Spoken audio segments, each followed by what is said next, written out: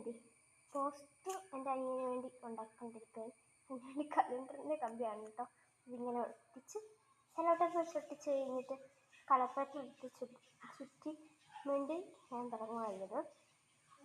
ഇന്ന് അപ്പം ദൈവമുള്ള ദിവസം പോലെ ഞാൻ പണി ചെയ്യിക്കുകയാണ്. രാവിലെയാണ് എൻ്റെ അനിയന് ഇവിടെ നിന്ന് പോസ്റ്ററിന് വേണ്ടി ഇത് ഞാൻ വരച്ചു കൊടുത്തു. അവൻ കളർ എടുക്കും. അങ്ങനെ ചെയ്തിട്ടുണ്ട്. തലമുടിയെല്ലാം ഓടി അങ്ങോട്ടും ഇങ്ങോട്ടും ഓടി പോയി. കലണ്ടർ പഴയതും അപ്പം അങ്ങോട്ടും ഇങ്ങോട്ടും എല്ലാം ഓടി പോയി. ഇനി നമുക്കിത് ചുറ്റിയിട്ട് വരാം.